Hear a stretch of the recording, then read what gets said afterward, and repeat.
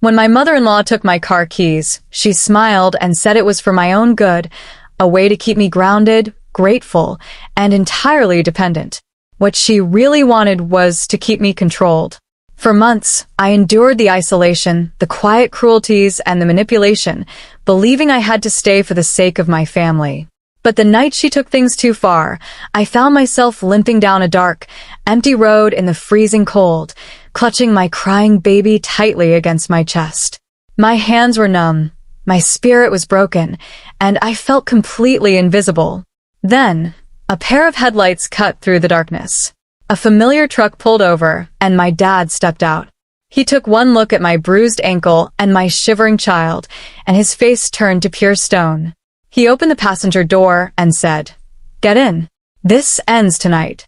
My name is Amber, and at 27 years old, I learned exactly how dangerous it is to mistake a predator's cage for a sanctuary.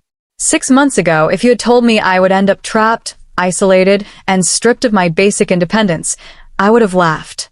I was a self-sufficient woman.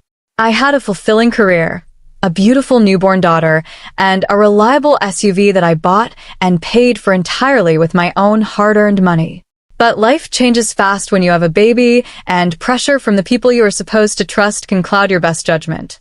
When my husband, Julian, suggested we temporarily move into his mother's sprawling estate in the countryside to save up for a down payment on our forever home, it felt like a logical, mature decision. His mother, Beatrice, practically begged us to come. She painted a picture of a blissful, supportive family environment where she could help me navigate the exhausting early days of motherhood. But the moment we unpacked our bags, the welcoming smiles vanished. The atmosphere shifted from warm hospitality to a deeply suffocating regime. Beatrice's estate wasn't a gift. It was a fortress designed to isolate me. She began micromanaging how I fed my baby, when I slept, and how I spoke. Slowly, systematically, she began chipping away at my confidence, turning my own husband against me until I felt like a completely unwelcome employee in a house where I was supposed to be family. The shift from psychological control to physical captivity happened on a Tuesday morning. Julian came into our bedroom, avoiding my eyes, and nervously explained that his sedan's transmission was completely shot. Before I could even offer to let him drive my SUV to work, Beatrice materialized in the doorway like a shadow. She didn't ask, she demanded. With a cold, tight smile, she told me that since Julian was the primary breadwinner, he would be taking my keys from now on. When I protested, pointing out that my car was my personal property, Beatrice's voice turned to ice. She condescendingly stated that a mother with a newborn had absolutely no business driving around the countryside anyway, and that it was safer for the baby if I stayed grounded. I turned to Julian, expecting him to stand up for me, to defend his wife. Instead, he just looked at the floor, his passivity wrapped in false concern. He muttered that his mother was right, that I was being overly dramatic, and that we needed to make sacrifices for the family. In that devastating moment, I watched my husband hand my keys over to his mother. Beatrice slid them into her pocket with a look of pure triumph. The agonizing realization settled deep in my chest. I was completely trapped. Without my car, I was utterly cut off from the outside world, marooned in an isolated estate miles away from anyone who cared about me. I wasn't being treated as a daughter-in-law. I was a prisoner. The breaking point arrived 2 weeks later, shattering whatever illusion of peace I had left. I walked into the nursery and found Beatrice casually rifling through my personal financial folders and my daughter's premium baby formulas, rearranging things to suit her whims. When I firmly told her to stop, she turned around with a look of pure disgust. I explained that my daughter had a routine pediatrician appointment that afternoon and demanded she hand over my SUV keys immediately. Beatrice didn't even blink. Instead, she stepped closer and delivered a cold, patronizing speech that made my blood run cold. She told me that I didn't know what was best for my own child, that she would decide when the baby saw a doctor, and that I should be deeply grateful they even allowed me to live under their roof. Rage and panic surged through me.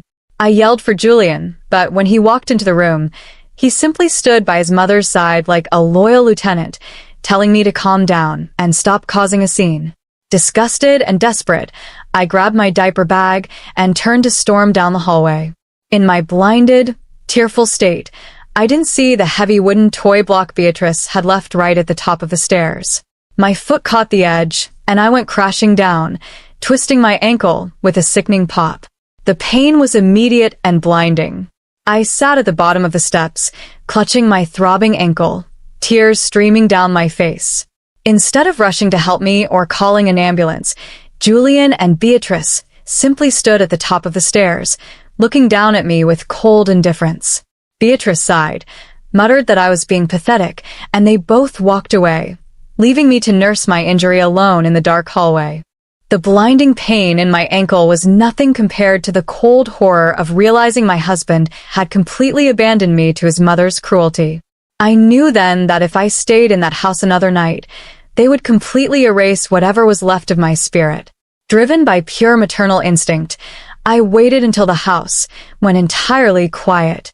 Moving with agonizing slowness, I packed a small diaper bag, quietly lifted my shivering baby into my arms, and slipped out into the freezing night air. The moment I stepped past the estate gates, the harsh reality of my situation hit me. I was completely on foot, miles away from the nearest town, with no working phone because Beatrice had blocked my service. Every single step down that pitch-black country road was pure physical agony. My twisted ankle throbbed aggressively, shooting sharp pains up my leg every time my foot pressed against the gravel. The wind howled around us, and I wrapped my coat tighter around my daughter, burying her face against my chest to shield her from the biting cold. My hands grew completely numb, my tears froze on my cheeks, and a crushing sense of despair threatened to swallow me whole. I was limping in the dark, utterly isolated and broken, looking exactly like a ghost haunted by the family who was supposed to love her. I had never felt so entirely invisible or helpless in my entire life, praying for a miracle on an empty road. I had been limping through the pitch-black darkness for what felt like hours when a pair of bright headlights suddenly cut through the gloom behind me. I froze, my heart leaping into my throat as panic surged through my veins. Part of me was terrified that it was Julian and Beatrice coming to drag me back to my prison, or worse, to take my baby away from me completely. The vehicle slowed down significantly as it approached, the engine rumbling with a deeply familiar sound. The heavy tires crunched against the loose gravel, and a massive pickup truck pulled over safely onto the shoulder just a few feet ahead of us. The driver's side door swung open, and the cabin light illuminated a face I never thought I'd see on this deserted road. It was my dad, Richard. He had been trying desperately to reach me for days, entirely unaware that Beatrice had been monitoring and blocking my phone calls to keep me isolated. He stepped out into the freezing night air, and the moment he saw me, limping in the dirt, shivering violently, and clutching his granddaughter tightly against my chest, his entire posture shifted. His face turned to pure, unyielding stone. He rushed over, gently assessing my swelling ankle, and wrapped his warm jacket around my baby. He didn't ask a million frantic questions. Instead, a terrifying, hyper-focused calm washed over him. He opened the passenger door, helped me inside, and said with absolute certainty, "Get in. This ends tonight." Instead of turning toward the safety of his own home, Richard slammed the truck into drive and roared straight back toward Beatrice's estate. The tires screeched as we tore up the circular driveway, the headlights cutting through the darkness to illuminate the front of the house. Richard didn't knock. He threw the heavy front door open with an undeniable, commanding presence that shattered the quiet of the home. Julian and Beatrice were sitting in the living room, sipping tea as if they hadn't just abandoned me on a deserted road.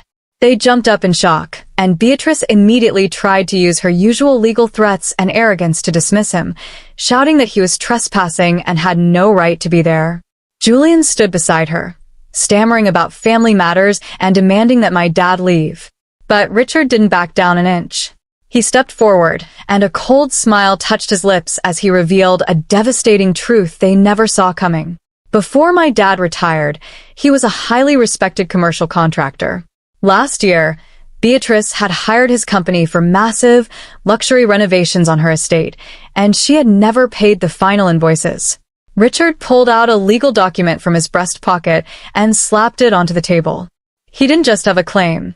He held the primary commercial lien on Beatrice's heavily leveraged estate due to those massive, unpaid renovation debts.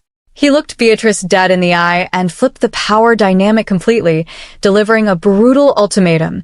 Either they hand over my keys and my belongings right now, or he would initiate foreclosure proceedings by morning, leaving them completely homeless. Beatrice went entirely pale, and Julian stood absolutely speechless. The satisfying click of my SUV keys hitting Richard's palm signaled the absolute end of their reign of terror. Shaking with fear and ruined pride, Beatrice forced Julian to hand them over immediately. We packed my belongings into my car, buckled my daughter safely into her seat, and drove away from that toxic estate into the morning light, never looking back. 3 months have passed since that explosive night, and my life has completely transformed. I am currently living in a beautiful, sunlit apartment of my own, funded entirely by my resumed career and the financial security I reclaimed. My lawyers are finalized with the paperwork, and I am officially divorcing Julian, who proved he was never man enough to protect his own family. As for Beatrice, her arrogance finally caught up with her. Unable to pay off the massive commercial lien Richard held, her heavily leveraged estate has officially headed into forced liquidation, leaving her to face the exact poverty and isolation she tried to inflict on me.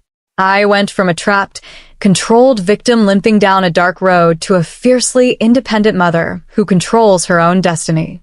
Now, I want to ask you who listened to my story, what would you have done if your spouse refused to stand up to a toxic parent?